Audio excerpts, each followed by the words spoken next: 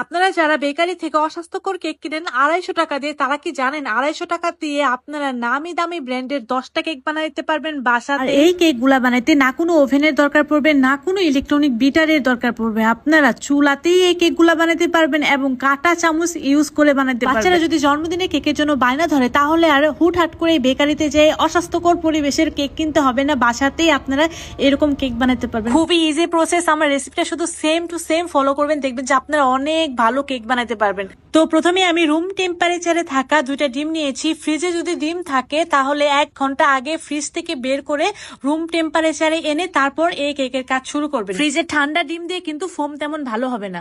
তারপর 2টা কাঁটা চামচ দিয়ে প্রথমে একটু ফ্লাফি করে নিলাম। এখন এখানে চিনি অ্যাড করব। এখানে আমি হাফ কাপ চিনি 3 বারের মতো অ্যাড করে নেব।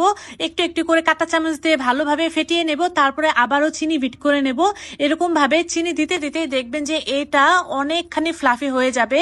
এরকম ভাবে ফ্লাফি হইতে হইতে দেখবেন যে চিনিটা গলে একদম সাদা সাদা হয়ে আসবে, খুব ভালো একটা ফোম হয়ে যাবে। আমি একটু চেক করে দেখতেছি চিনিটা গলেছে কিনা। কাঁটা চামচ দিয়ে আমি প্রায় 15 থেকে 20 মিনিটের মতো এরকম ভাবে খুব ভালোভাবে ফোমি ফোমি টেক্সচারে নিয়ে এসেছি।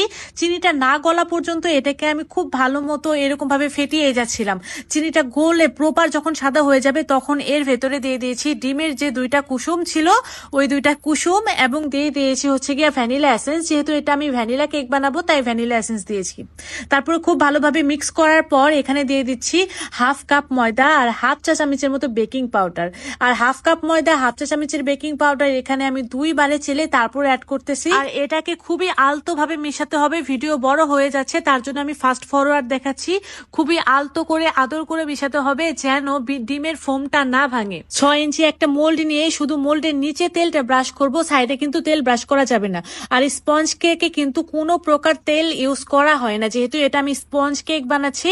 এটা কিন্তু এমনিতেই ফ্লাফি হবে, কোনো প্রকার তেল ইউজ করা যাবে না। অনেকেই আমাকে কোশ্চেন করেন যে আপু তেল ইউজ কেন করলেন না। কেক যেহেতু বার্থডে কেক সুগার সিরাপ দিয়ে করতে হয়, তার জন্য এখানে কোনো প্রকার তেল ইউজ না করলেও চলে।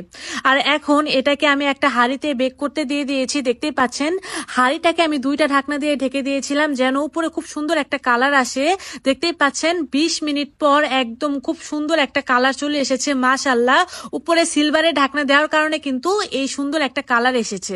আর আমার চুলার আঁচ ছিল মিডিয়াম আছে। এখন আসি মূল কথায়, 250 টাকা দিয়ে আপনারা কিভাবে 10টা কেক বানাবেন। এই যে দেখতে পাচ্ছেন হুইপ ক্রিম, এই হুইপ ক্রিমটা আমি মাত্র 250 টাকা দিয়ে কিনেছি। আর সব থেকে টেস্টি হুইপ ক্রিম হইতেছে গিয়ে এটা।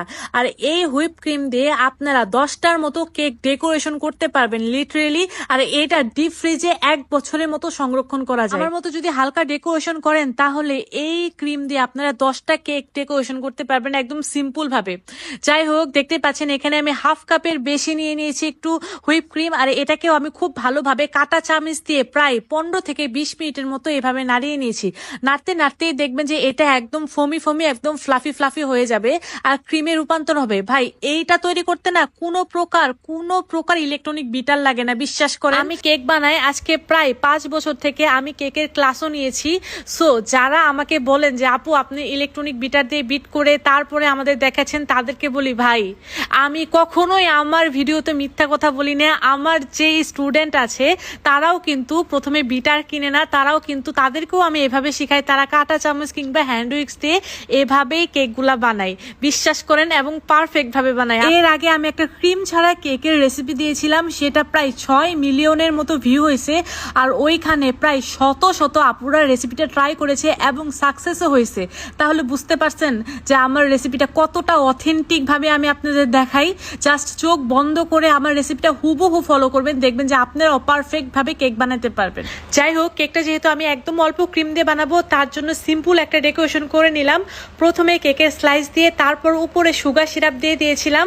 অবশ্যই সুগার সিরাপ দিবেন, যেহেতু আমরা এই কেকে কোনো প্রকার তেল ইউজ করিনি, তাই সুগার সিরাপটা দিতেই হবে। হাফ কাপ পানিতে 2 টেবিল চামচ পরিমাণ চিনি দিয়ে খুব ভালোভাবে মিশিয়ে নিলেই কিন্তু সুগার সিরাপটা হয়ে যাবে। উপরে সুগার সিরাপ দিয়ে তারপর খুব ভালোভাবে ক্রিম দিয়ে ডেকোরেশনটা করে নিয়েছিলাম। আর এই কেকের আমি 3টা স্লাইস করেছিলাম।